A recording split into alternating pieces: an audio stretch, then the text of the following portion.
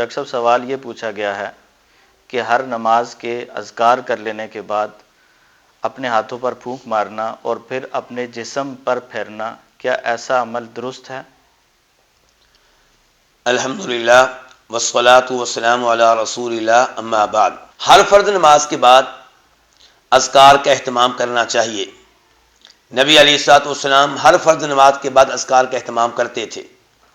مثال کے طور پہ تینوں کل ایک بار پڑھنا، اور ایسے ہی آیت الکرسی کا اہتمام کرنا، استغفار کا اہتمام کرنا، اللہ اکبر کہنا، تو ان اذکار کا اہتمام ہونا چاہیے۔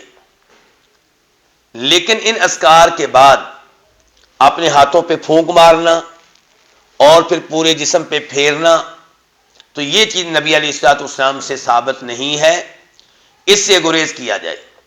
نبی علیہ الصلوۃ والسلام سونے سے پہلے تینوں کل پڑھتے تھے، قل اعوذ برب الفلق، قل اعوذ برب الناس، قل هو اللہ احد، اور اپنے ہاتھوں میں پھونک مارا کرتے تھے اور پھر اپنے ہاتھ اپنے پورے جسم پہ پھیرا کرتے تھے، تو یہ ثابت ہے۔ ایسے ہی جب کوئی اپنے آپ کو دم کرے یا آپ کسی کو دم کریں تو اس موقع پہ بھی پھونک ماری جائے گی۔ لیکن وہ اذکار جو ہر نماز کے بعد کیے جاتے ہیں، ان کے بعد ہاتھوں پہ پھونک مارنا اور پورے جسم پہ پھیرنا، یہ عمل نبی علیہ الصلوۃ والسلام سے ثابت نہیں ہے، اس سے بچنا چاہیے۔ واللہ تعالی اعلم۔